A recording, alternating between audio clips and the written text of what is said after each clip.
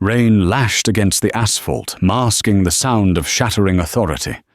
Officer Beatrice Gutterman didn't see a man when she looked at the driver. She saw a statistic, a problem, a target. She swung her baton with the confidence of someone who believed the badge granted immunity from consequences. The crack of impact against David Okafor's knee was sickeningly loud. But as he crumpled, he didn't scream. He didn't beg.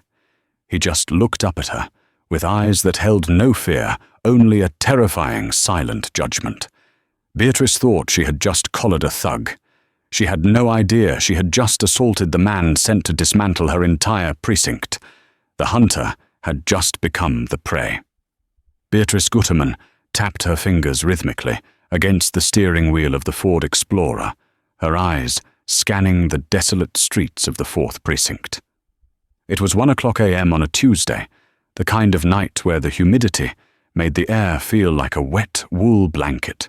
The streetlights flickered intermittently, casting long dancing shadows against the graffiti-stained brick of the old manufacturing district. "You're twitchy tonight, Bay," Officer Tom Kowalski muttered from the passenger seat.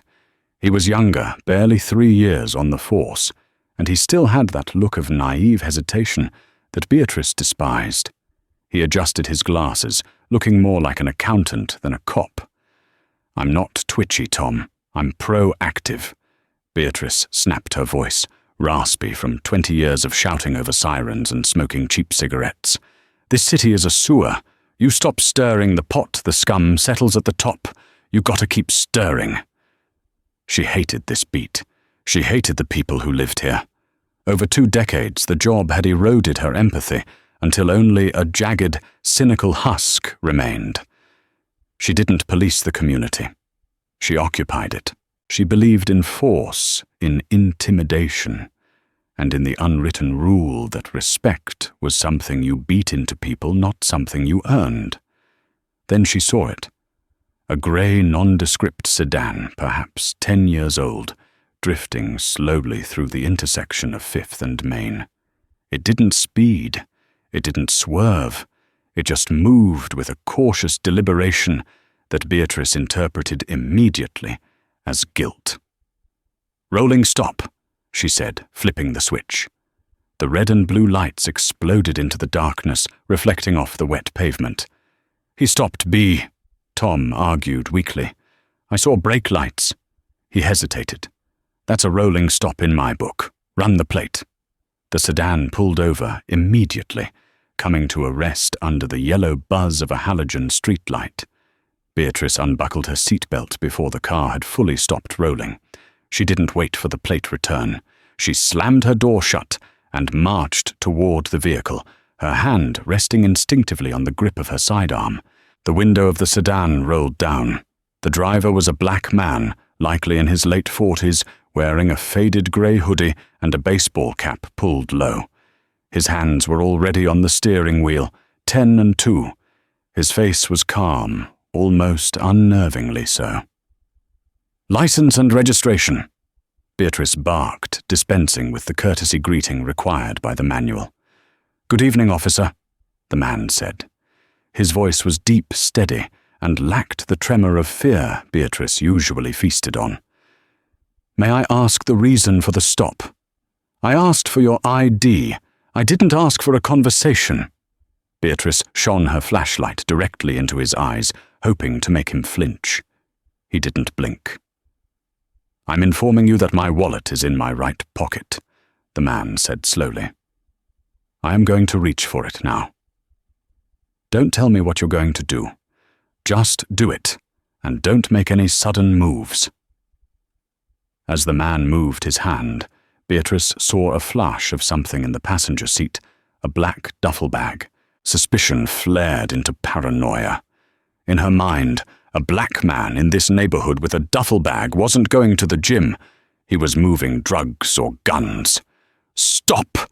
she screamed, her hand ripping her baton from her belt. "Hands where I can see them. Out of the car, now." "Officer, I am complying," the man said, his hands freezing instantly in the air. "I am just getting my... I said, get out." Beatrice grabbed the door handle and yanked it open. She grabbed the man by the fabric of his hoodie and hauled him out. He stumbled onto the wet asphalt, but caught his footing quickly. He was tall, taller than he looked in the car, standing a good 6'2". "Turn around, hands on the hood." "You are making a mistake, officer," the man said. He wasn't resisting, but he wasn't cowering either. He turned slowly, placing his palms on the cold metal of the car. "Spread your legs." Beatrice kicked his ankles apart harder than necessary. Tom was standing by the rear bumper, looking anxious. "B, check the ID first," Tom pleaded. "He's compliant." "Shut up, Tom. He's got an attitude," Beatrice hissed. She patted him down aggressively, her hands checking his pockets. She felt the wallet. She ignored it. She wanted to find the weapon. She wanted to find the reason to justify her anger. "This is harassment," the man stated clearly to the air. "I have committed no crime. You have no probable cause for a search." "I am the probable cause," Beatrice shouted. The audacity of this man quoting the law to her made her blood boil. She spun him around, slamming him back against the door of his car. "You think you're a lawyer? You think you know the law?" She got in his face, her breath clouding in the cool air. "I know my rights," the man said, looking down at her. His eyes were dark pools of judgment. "And I know a violation of policy when I see one. Officer Gutterman." He read her nameplate. The way he said it, like he was reading an indictment, snapped the last thread of her control. "Resisting arrest," she yelled, though he hadn't moved a muscle. She swung the baton. It wasn't a warning tap. It was a full-force strike to the common perineal nerve in his thigh. The man's leg buckled. He dropped to one knee, a grunt of pain escaping his lips. "B, stop." Tom rushed forward, grabbing her arm. "Get off me." She shoved her partner away. The man on the ground looked up. He didn't strike back. He just watched her. He was memorizing her face. "Cuff him." Beatrice panted, adrenaline coursing through her. "Assault on an officer. Resisting arrest. Disorderly conduct. Throw the book at him." Tom looked at the man, then at Beatrice. He looked terrified. He pulled his cuffs out with trembling hands. "So please just give me your hands." The man extended his wrists. As the cold steel clicked shut, he spoke one last time before silence took him. "Remember this moment, Officer Gutterman. You decided how this night would go." The ride to the 4th Precinct was suffocatingly silent. Usually the perps Beatrice threw in the back were screaming, cursing, or kicking the grate. This man, David, she had seen on the license she finally bothered to check, sat perfectly still. He stared out the window, watching the city blur by. Beatrice glanced in the rearview mirror. "Cat got your tongue now, huh? Not so tough when you're in the cage." David Okafor didn't respond. He didn't even shift his gaze. "I'm talking to you," she shouted, brake-checking the car slightly to jostle him. "B, cut it out," Tom whispered. "We have cameras." "They don't have audio, unless I turn it on," she scoffed. "And oops, looks like the battery died." She tapped her body camera, which was suspiciously dark. When they arrived at the station, the Sally Port swallowed the cruiser. The garage smelled of exhaust and stale coffee. Beatrice hauled David out of the car. He limped slightly on the leg she had struck, but he moved with a dignity that irritated her. They walked him into the booking area. Sergeant Bill Henderson was behind the desk. Henderson was old school, a man who had survived 3 corruption purges by knowing exactly which paperwork to lose and whose back to scratch. "What do we have here?" "B, another frequent flyer," Henderson asked, not looking up from his crossword puzzle. "Traffic stop turned into a rodeo," Beatrice lied effortlessly. "Guy got aggressive, reached for a weapon, had to subdue him." Henderson finally looked up, eyeing David's torn hoodie and the dirt on his jeans. "Did you find a weapon?" "We're checking the car now. Tow truck is on the way," Beatrice said. "Put him in holding too. I want him to stew for a bit before we print him." "I need to make a phone call," David said calmly. "You get a call when I say you get a call," Beatrice sneered, pushing him toward the holding cell. "Right now you're being processed. Shoes off, belt off, drawstrings out." David complied methodically. He removed his cheap sneakers.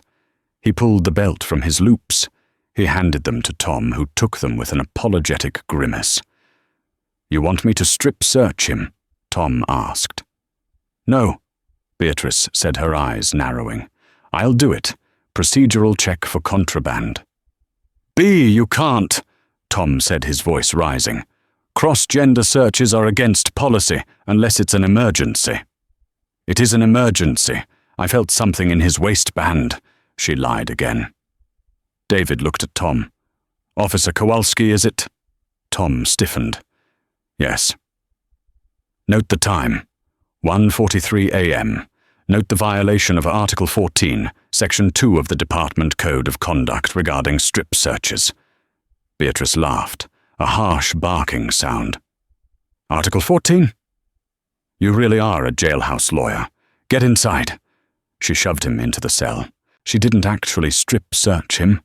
She knew that would be too much paperwork to justify without finding drugs. But she made him stand there facing the wall for 20 minutes while she filled out forms that she was actually just doodling on. Eventually, she slammed the cell door shut. "Enjoy the accommodations, David. Hope you like bologna sandwiches." David turned around. He walked to the bench and sat down. He crossed his legs, folded his hands in his lap, and closed his eyes. He looked like he was meditating. Beatrice walked back to the desk, grabbing a lukewarm coffee. "Guy's a creep," she muttered to Henderson. "Total psycho." "Run his prints yet?" Henderson asked. "System's down. I'll do it manually in the morning. Let him rot for the night." It was a fatal error. If she had run his fingerprints, then the live scan system would have flagged his file immediately. It would have flashed a red warning, DOJ Level 5, Clearance, Restricted Personnel. But Beatrice was lazy and she was arrogant. She assumed David Okafor was a nobody. She assumed he was just another cog in the machine that she could grind down.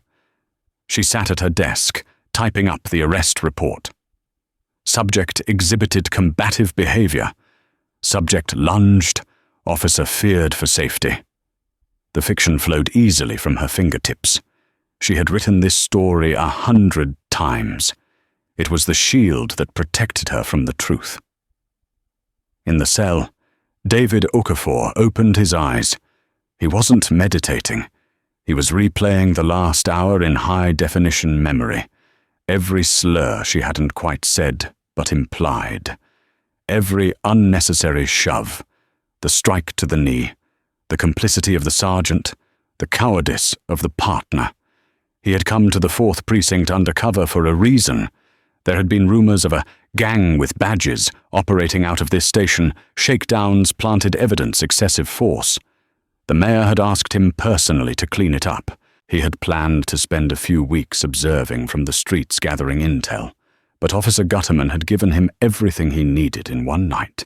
He looked at the security camera in the corner of the cell. He knew it was recording. He gave a small, almost imperceptible nod. The trap was set. Now he just had to wait for the morning briefing. The precinct break room smelled of burnt Arabica and industrial floor cleaner. It was 7:45 a.m. The morning sun was trying to push through the grime on the reinforced windows, casting long, dusty beams across the linoleum.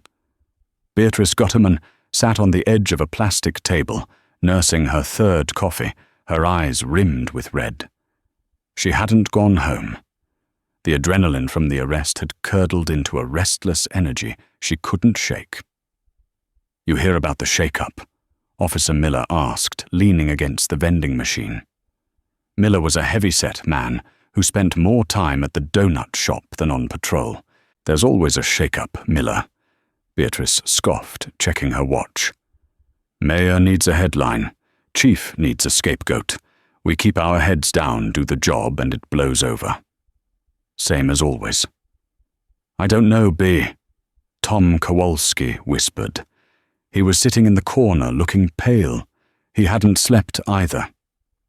They say the DOJ is involved this time. Federal oversight. Feds.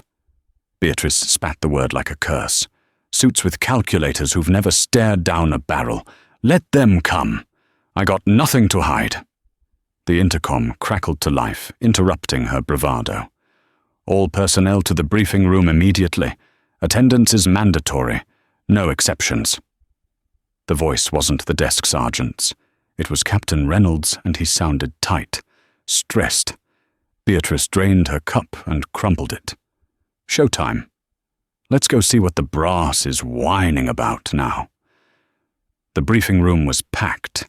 Day shift, night shift detectives and admin staff were all squeezed into the rows of folding chairs. The air was thick with body heat and the murmur of anxious conversation. At the front of the room, Captain Reynolds stood behind the podium. He was a man who usually projected the image of a bulldog, but today he looked deflated. His tie was slightly askew, and sweat beaded on his forehead, despite the air conditioning. Next to him stood two men in sharp charcoal suits, Internal Affairs, Beatrice guessed, and an empty chair. "Settle down," Reynolds barked, though his voice lacked its usual bite. The room fell silent. As you all know, there have been inquiries regarding the conduct of the 4th Precinct. Reynolds began choosing his words carefully. Effective immediately, the Mayor's office, in conjunction with the Department of Justice, has appointed a special independent monitor to oversee a total restructuring of this department. A collective groan rippled through the room. Beatrice rolled her eyes. Another bureaucrat to ignore. "This monitor has full authority," Reynolds continued, his voice straining. "Hiring, firing, disciplinary review, and operational command. His word supersedes mine. He has spent the last month conducting undercover field assessments." Beatrice felt a cold prickle on the back of her neck. Undercover field assessments. "He's not an outsider," Reynolds said, looking down at his notes. "He's a former Assistant Attorney General, a decorated combat veteran, and he knows the law better than anyone in this room. Please welcome Director David Okafor." The side door opened. The room turned. The tapping of a cane echoed against the silence. Tap, step, tap, step. A man walked in. He was wearing a bespoke navy suit that cost more than Beatrice's car. His shirt was crisp white, his tie a deep crimson. But Beatrice didn't look at the clothes. She looked at the face. She looked at the slight limp in his left leg. The room began to spin. Her stomach dropped through the floor. It was him. It was the perp from last night. The man in the hoodie. The man she had thrown against the car. The man she had struck with a baton. David Okafor walked to the podium. He didn't smile. He placed his cane against the lectern and scanned the room. His eyes moved slowly, row by row, face by face. When his gaze landed on Beatrice, he didn't glare. He didn't scowl. He simply held her eyes for 3 seconds, an eternity, with a look of absolute crushing recognition. "Good morning," David said. His voice was the same deep baritone from the night before, but now it carried the weight of unchallengeable authority. "My name is David Okafor, and I have a broken knee." The room was dead silent. "I acquired this injury approximately 7 hours ago." David continued, his voice calm and deadly. "While conducting a stress test of your night shift protocols. I was unarmed. I was compliant, I was respectful, and in return I was assaulted, verbally abused, and falsely imprisoned by officers sworn to protect me." He paused, letting the words hang in the air like smoke. "Some of you represent the best of law enforcement," David said, "but a cancer has grown in the 4th, a culture of impunity, a belief that the badge is a shield for your own worst impulses. He picked up a remote and clicked it. The projector screen behind him flared to life. It was footage, grainy but clear enough. It wasn't from a body cam. It was from a high-angle ATM security camera across the street from where Beatrice had made the stop. The room watched in horror. They saw the grey sedan stop completely. They saw Beatrice exit her vehicle aggressively. They saw the baton swing. They saw the man crumble. "I obtained this footage within an hour of my release this morning," David said. "This is what I call Exhibit A." Beatrice felt the blood drain from her face. She couldn't breathe. Beside her, Tom Kowalski was shaking so hard his chair rattled. "Officer Beatrice Gutterman," David said. He didn't shout. He spoke her name clearly into the microphone. Every head in the room turned toward her. The collective gaze was heavy, judging, and terrified. They weren't looking at a colleague anymore. They were looking at a contagion. "Officer Kowalski," David added. "Please stand up," David commanded. Beatrice's legs felt like lead. She tried to stand, but her knees were weak. She forced herself up, gripping the back of the chair in front of her. Tom scrambled to his feet, looking like he was about to vomit. "I want you to look at me," David said to them. "Last night you told me I was a nobody. You told me my rights were a suggestion. You told me I would sit in a cell until you decided to let me out." David leaned forward over the podium. "I am out, Officer Gutterman, and now we are going to talk about your rights, or rather, the ones you just forfeited." He turned to the captain. "Captain Reynolds, please escort these two officers to interrogation room 1.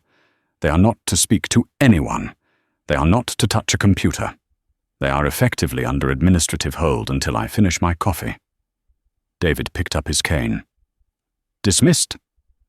The walk from the briefing room to interrogation room 1 was the longest walk of Beatrice Gutterman's life.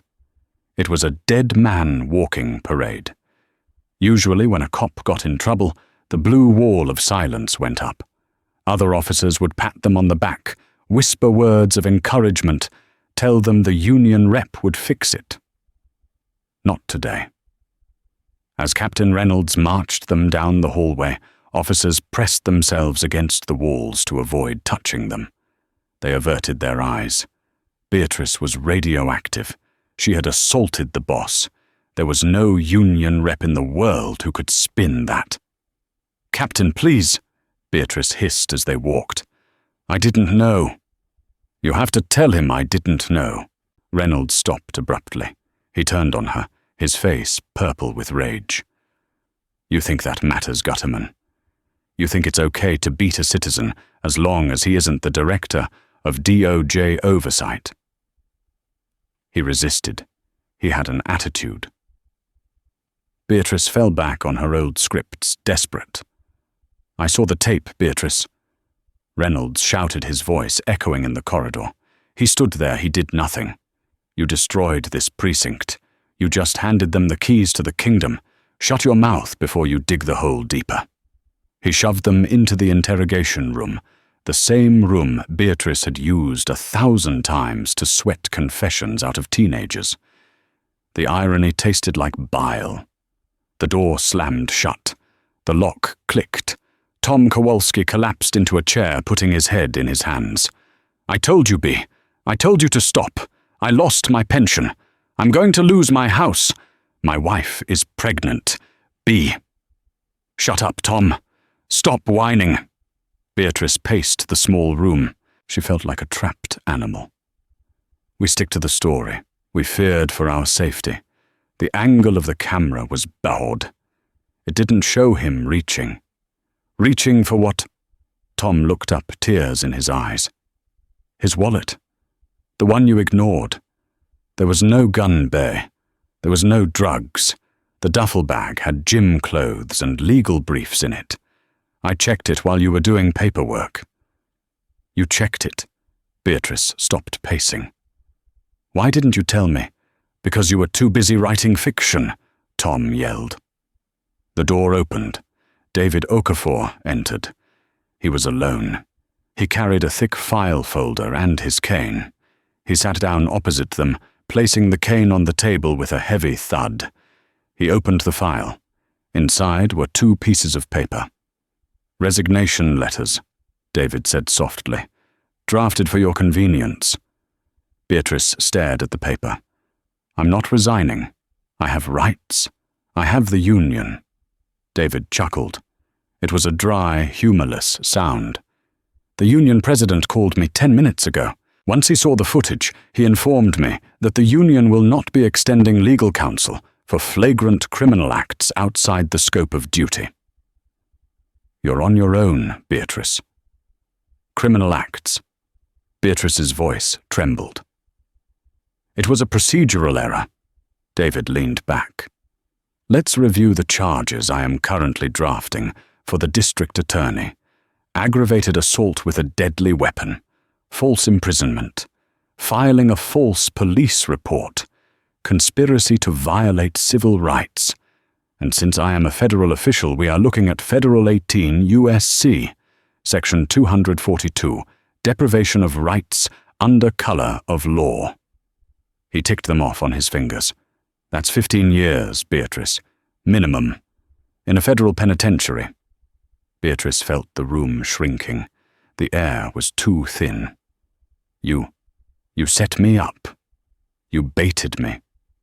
"I drove a car," David corrected. "I stopped at a stop sign. I answered your questions. If that is bait, then you are admitting that a black man existing in your precinct is provocation enough for violence." He turned to Tom. "Officer Kowalski, you have a choice." Tom looked up, hope warring with terror on his face. "Sir." "You didn't swing the baton," David said.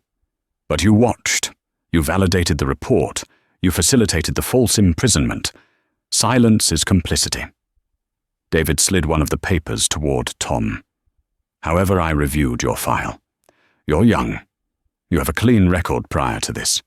And the audio from the internal cruiser camera, which, by the way, Officer Gutterman failed to disable correctly, picked up you asking her to stop." Beatrice whipped her head around to look at Tom. "You wear a wire." "The dash cam has a buffer, B," Tom whispered. "It records 30 seconds before activation." David nodded. "Correct.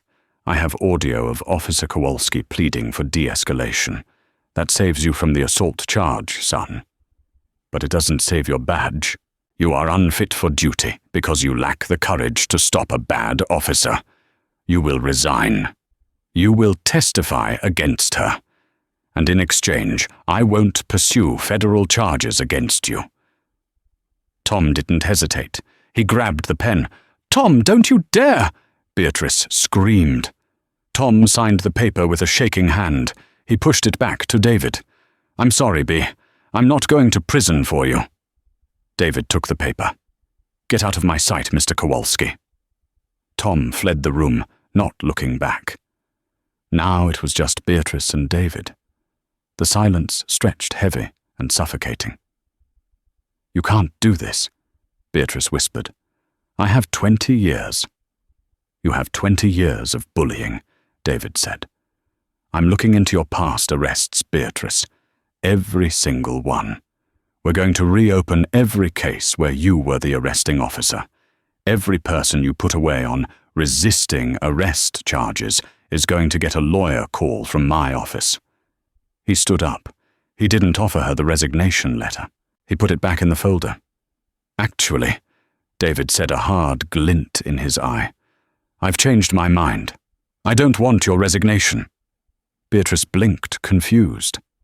"What? If you resign, you keep part of your pension. You fade away," David said.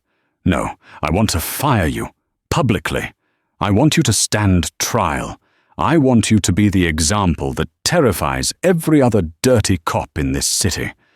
He leaned down, his face inches from hers. She could smell the expensive cologne and the faint scent of the antiseptic he'd used on his knee. "You wanted a war officer, Gutterman. You wanted to show me who owns the streets." David tapped his badge, a gold shield that read, Department of Justice, Special Director. "You're under arrest," he said. He pulled a pair of handcuffs from his pocket. They were the same handcuffs she had placed on him the night before. "Stand up and turn around." Beatrice Gutterman, the terror of the 4th Precinct, began to cry. Not tears of remorse, but tears of a bully who finally met someone bigger. She stood up. She turned around. And for the first time in 20 years, she felt the cold steel click shut on her own wrists. The trial of the people versus Beatrice Gutterman became the most watched live stream in the state. The courtroom, usually a place of dry procedural droning, felt like a coliseum.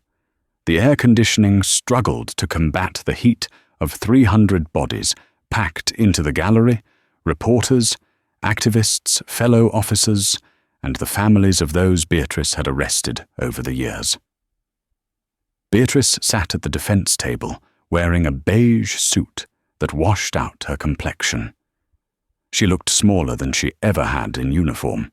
Without the badge, without the gun, and without the authority to shout people down, she was just a middle-aged woman with a bad dye job and shaking hands. Her lawyer, a high-priced shark named Leonard Vogel, hired by the police union before they cut ties, leaned over. "Fix your face, Beatrice," he whispered harshly. "Stop scowling. You look like you want to hit someone. The jury is watching." "They're not watching," Beatrice hissed back, staring at the 12 jurors. "They're hunting." The prosecution was led by District Attorney Reynolds, no relation to the captain, but a woman with a reputation for eating corrupt cops for breakfast. She stood up, smoothing her skirt. "The state calls Thomas Kowalski to the stand." A murmur went through the crowd. Beatrice stiffened. She hadn't seen Tom since the interrogation room. When he walked in, he looked different. He wasn't wearing a uniform. He was in a simple button-down shirt and slacks. He looked like a civilian. He looked like a traitor. Tom took the oath, his voice barely audible. He refused to look at Beatrice. "Mr. Kowalski," the DA began. "Walk us through the night of the arrest. Did Officer Gutterman follow standard procedure?" "No," Tom said, his voice gaining strength. "She was agitated before the stop. She called the neighborhood a sewer. She was looking for a fight." "And the stop itself, did Mr. Okafor present a threat?" "None," Tom said. "He was the calmest person I've ever seen in a stop. He told us where his wallet was. He kept his hands visible." "Beatrice, Officer Gutterman," she escalated it immediately. She was screaming commands that contradicted each other. "Why didn't you stop her?" the DA asked softly. Tom paused. He looked at the jury, then finally he looked at Beatrice. "Because I was afraid of her too. In the 4th Precinct, you don't cross Gutterman. She makes your life hell. She loses your backup calls. She turns the locker room against you. I was a coward. I let it happen." Beatrice gripped the table edge until her knuckles turned white. Traitor, she thought. Weakling. But the real blow came when David Okafor took the stand. He didn't wear a suit this time. He wore a simple sweater and jeans. He used his cane to walk to the witness box.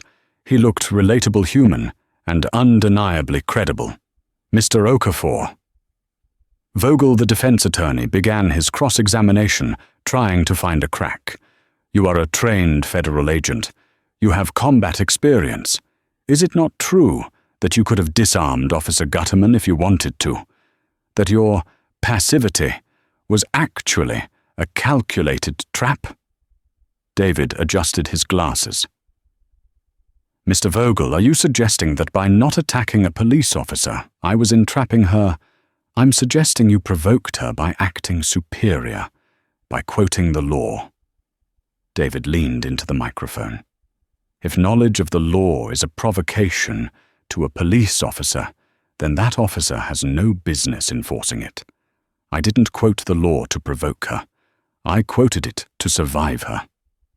The gallery erupted in whispers. The judge, an iron-faced woman named Judge Harper, banged her gavel. "Order Mr. Vogel move on." "She hit you once." Vogel pressed. A split-second decision in a dark alley. She thought she saw a weapon. "She hit me," David corrected, "and then she stood over me while I was on the ground. She didn't search for the weapon she claimed to see. She didn't administer first aid. She taunted me. She told me to enjoy the accommodations. That isn't fear, counselor. That is sadism." The video played again. On the massive screens in the courtroom, everyone watched Beatrice swing the baton. They watched the sickening impact. They watched her kick his ankles. It played in slow motion, frame by frame. Beatrice couldn't look away. For the first time, she saw herself, not from behind her own eyes, but from the outside. She looked like a monster. She looked like the bullies she used to despise in high school. The jury didn't take long. Deliberations lasted 4 hours. When they returned, Beatrice stood up. Her legs felt like water. "We, the jury," the foreman read his voice steady, "find the defendant Beatrice Gutterman guilty on all counts. Aggravated assault, false imprisonment, civil rights violations." Beatrice closed her eyes. She waited for the handcuffs. But the nightmare was just beginning. The sentencing hearing was scheduled for 2 weeks later. In the interim, Beatrice was held in the county jail in protective custody, segregated from the general population, because as a cop, she would be a target. She spent 23 hours a day in a 6x8 cell. The silence was deafening. She had no badge to polish, no radio chatter to listen to, no partner to bully, just the 4 grey walls and the toilet. She started to think about David Okafor. She started to think about the others. The hard karma. David had promised began to manifest during the sentencing hearing. It wasn't just about the prison time. It was about the exposure. David Okafor had been busy. His team had combed through 15 years of Beatrice's arrest reports. They had found patterns. They had found victims. Judge Harper looked down at Beatrice from the bench. "Ms. Gutterman, before I pass, sentence the prosecution has asked to present victim impact statements. Given the nature of your crimes, systemic abuse of power, I am allowing it." Beatrice turned. She expected David. Instead, an older black woman walked to the podium. She was leaning on a walker. Her name was Martha Lewis. "You probably don't remember me," Martha said, her voice shaking. 5 years ago, you pulled my son over. Anthony, he was driving my car to get groceries." Beatrice racked her brain. Nothing. Just another face in the blur of the beat. "You said he fit the description." Martha continued, tears streaming down her face. "You threw him against the pavement. You claimed he had drugs. You planted a baggie of crack cocaine in his pocket. We spent our life savings on a lawyer. We lost the house. My husband had a stroke from the stress and died 2 months later." Martha pointed a trembling finger at Beatrice. The charges were dropped a year later because the body cam footage was corrupted. But the damage was done. Anthony lost his job. He lost his dignity. He took his own life last year, Ms. Gutterman, because he couldn't handle the shame of being a felon. The courtroom was so quiet, you could hear the hum of the electric lights. "You didn't just break his leg," Martha sobbed. "You killed my family. You killed us all." Beatrice felt a cold stone settle in her stomach. She remembered the arrest now. She remembered planting the baggie. She had done it because she needed 2 more arrests to meet an unspoken quota for the month's stats. She had ruined a family for a statistic. Then another person stood up. A young man named Jason. "You broke my arm when I was 16, because I didn't drop my skateboard fast enough. Then another. A woman named Eleanor. You strip-searched me on the side of the road in front of my kids for a broken tail light. 7 people spoke. 7 ghosts from Beatrice's past, conjured by David Okafor's investigation. They weren't thugs. They weren't criminals. They were people. Teachers, mechanics, students. Beatrice Gutterman realized then that she wasn't the hero of her own story. She wasn't the thin blue line holding back chaos. She was the chaos. When it was Beatrice's turn to speak, she stood up. She opened her mouth to offer the apology her lawyer had scripted. I am sorry for my lapse in judgment. But the words died in her throat. She looked at Martha Lewis. She looked at David Okafor. Beatrice croaked. I have nothing to say. Judge Harper nodded. That is wise, Ms. Gutterman, because there is nothing you can say to fix this. The gavel came down like a thunderclap. Beatrice Gutterman, I sentence you to 15 years in the Federal Correctional Institution. You will not be eligible for parole for at least 12 years. Furthermore, you are stripped of your pension, and your assets will be seized to pay restitution to the victims' families. The bailiff moved in. He was a young officer, maybe 22. He looked at Beatrice, not with respect, not with fear, but with disgust. Hands behind your back, he ordered. Beatrice complied. The metal cuffs bit into her wrists, the same wrists that had snapped cuffs on so many others.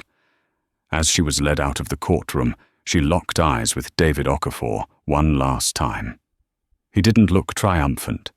He looked sad. He gave her a small nod. It wasn't forgiveness. It was a goodbye. She was loaded into a transport van. This time there was no protective custody waiver for the transport. She was thrown in the back with other prisoners. The woman sitting opposite her was young with tattoos up her neck. She looked at Beatrice's suit, now rumpled and stained. She looked at the way Beatrice held herself, the residue of a cop's posture. You look like a pig, the woman spat. Beatrice shrank back against the cold metal wall. The van lurched forward, heading toward the prison. It started to rain. Beatrice watched the city roll by through the mesh wire of the window. She saw a patrol car parked on a corner. 2 officers were laughing, drinking coffee. She realized with a jolt of pure terror that she was no longer one of them. She was one of the people she had spent 20 years hunting. The badge was gone. The gun was gone. The power was gone. And as the prison gates loomed in the distance, grey and monolithic against the stormy sky, Beatrice Gutterman realized the hardest truth of all karma doesn't miss, and it had finally come to collect the debt. The federal prisoner transport bus did not glide. It lurched. Every pothole, every sudden stop was a physical assault, amplified by the rigid suspension and the hard plastic seats bolted to the floor. Outside, the world had reduced itself to a blur of grey streaks as rain lashed against the reinforced wire mesh windows. It wasn't a cleansing rain. It was a cold, industrial drizzle that seemed to weep for the concrete sprawl of the countryside. Beatrice Gutterman sat near the back, her wrists shackled to a belly chain that dug into her waist. For 20 years she had been the one driving the car. She had been the one controlling the temperature, the radio station, and the speed.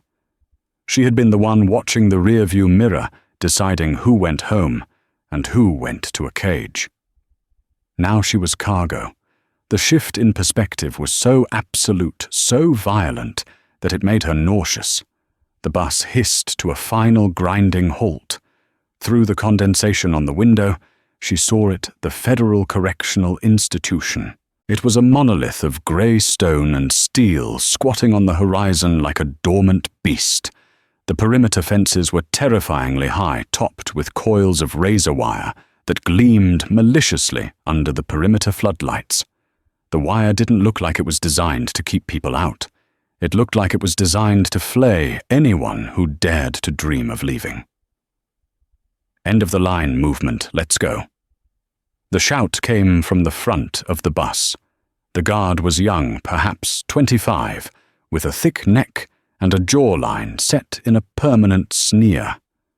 He chewed gum with an arrogant, rhythmic, open-mouthed smack that made Beatrice's stomach turn. It was a look she knew intimately. It was the look she used to give suspects when she wanted them to know they were dirt. Now that mirror was turned on her, and the reflection was hideous. Beatrice stumbled as she was herded off the bus, her beige suit, the one she had worn to court, now wrinkled and stained with sweat, clinging to her damp skin. Her dress shoes slipped on the wet concrete. "Watch your step, inmate." The guard barked his hand, resting casually, threateningly on his baton. Inmate. The word hit her harder than the baton strike she had delivered to David Okafor's knee. It stripped away, officer. It erased ma'am. It even deleted Beatrice. In the eyes of the system she had served for 2 decades, she was no longer a person. She was inventory. She was marched into the processing center, a windowless purgatory that smelled of industrial bleach, stale fear, and unwashed bodies. The fluorescent lights buzzed with a headache-inducing frequency, casting a sickly pallor over everyone. "Face the wall. Do not speak unless spoken to," a female corrections officer commanded. She looked tired, bored, and utterly unimpressed by the intake of new prisoners. Beatrice stood facing the cinder blocks. She could hear the snip of scissors, the clatter of personal effects being tossed into bins, the sobbing of a younger woman further down the line. When it was her turn, the officer pointed to a small tiled changing area. "Strip, everything in the bin, jewelry, clothes, underwear." Beatrice hesitated. Her hands, usually so steady when holding a weapon, trembled as she reached for the buttons of her jacket. This suit was the last vestige of her armor. Underneath, she was just a middle-aged woman with scars and sagging skin. I was a police officer." Beatrice whispered the words, tumbling out before she could stop them. It was a desperate plea, a reflex to pull rank in a place where she had none. "I served for 20 years. I know the protocol." The officer didn't even look up from her clipboard. She didn't blink. She didn't offer a nod of camaraderie. "Honey, in here you're just a number, and if you don't get naked in the next 5 seconds, you go to the hole for non-compliance. Now move." The cold indifference in the woman's voice shattered Beatrice. She stripped. She stood shivering on the cold tile, her arms wrapped around herself, trying to preserve a shred of modesty that the room had already stolen. "Lift your arms, turn around, squat and cough."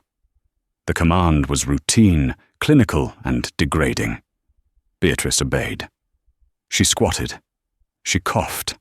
And with that single dehumanizing act, the last ounce of Officer Gutterman evaporated. She was handed a set of khaki scrubs that were 2 sizes too big, made of a rough, stiff fabric that chafed immediately, and a pair of cheap canvas slip-ons. She was assigned to Block C. As the heavy steel door buzzed open and she walked into the general population unit, the noise hit her like a physical wave. It was a cacophony of shouting, manic laughter, and the harsh clanging of metal on metal. The air was thick with tension. Heads turned. In prison, news travels faster than light, carried on whispers and glances. Everyone knew. The predators sensed weakness. The victims sensed a target. Beatrice kept her head down, clutching her thin bedding roll to her chest, like a shield staring at the scuffed linoleum floor. She found cell 204. It was a concrete box smaller than the bathroom in her apartment. A bunk bed, a stainless steel toilet, and a small metal shelf were the only furnishings. Her cellmate was lying on the top bunk, reading a tattered paperback. She was a petite woman with steel-grey hair and sharp, intelligent eyes that had seen too much. "So you're the one," the woman said, not looking up from her book. Her voice was dry, devoid of judgment, but full of curiosity. "The one what?" Beatrice asked, her voice rasping. She sounded old to her own ears. "The one who beat up the director of the DOJ." The woman chuckled darkly, finally closing her book. "My name is Sarah. Embezzlement. And you guttermen are famous. They have your mugshot on the news in the rec room. They're calling you the face of police brutality." Beatrice sank onto the bottom bunk. The mattress was barely an inch thick. She could feel the cold steel slats underneath. She looked up at the wall above her pillow. Scratched into the grey paint with something sharp was a simple, terrifying message: God sees all. "I didn't think it would end like this," Beatrice whispered to the empty air. "It doesn't end," Sarah said softly from above. "It just changes. You used to be the hammer. Now you're the nail." Days bled into weeks, turning into a shapeless grey sludge of time. The hard karma David Okafor had promised wasn't a knife in the shower or a beating in the yard. It was something far more corrosive: absolute isolation. The other inmates despised her because she was a cop. The guards despised her because she was a dirty cop who made the job harder for them. She was a pariah in both worlds. 3 months into her sentence, the crushing weight of the routine had hollowed her out. Wake up. Count. Eat. Work. Count. Sleep. It was a Tuesday afternoon. Beatrice was assigned to cafeteria duty. She was pushing a heavy industrial mop across the linoleum floor, the smell of rancid grease and bleach stinging her nose. Her back ached with a constant dull throb. Her hands, once manicured, were raw and red from the harsh chemicals. On the far wall, mounted high in a protective cage, a television was playing the midday news. Usually it was just background noise, soap operas or game shows. But today the tone of the anchor's voice cut through the din of the cafeteria. And today, in a historic ceremony at City Hall, the mayor signed the Okafor-Lewis Reform Act into law. The anchor announced. Beatrice stopped mopping. She froze her grip tightening on the wooden handle. Slowly she looked up. There on the screen was David Okafor. He looked different than the man she had thrown against the car, and different from the man in the courtroom. He stood at a podium looking strong, the limp in his leg barely noticeable. He radiated a quiet, unshakable power. Beside him stood an older black woman, Martha Lewis, the mother of the man Beatrice had framed for drug possession 5 years ago, the man who had taken his own life because of Beatrice's lie. Martha was crying, but she was smiling. She held a pen in her hand, looking at the signed document, like it was a holy text. This law mandates independent federal oversight for all use of force incidents, and effectively ends qualified immunity for officers found guilty of willful misconduct, David said to the cameras. His voice was clear, carrying a resonance that silenced the noisy cafeteria. Even the other inmates stopped eating to watch. "We built this law on the wreckage of the past." David continued, his eyes intense. "We built it so that no one else has to suffer what the Lewis family suffered. We built it so that the truth is no longer a casualty of the report room." The camera zoomed in on David's face. For a second, Beatrice felt like he was looking through the lens across the miles of fiber-optic cable, through the razor wire, and directly into her soul, to those who think the badge puts them above the law.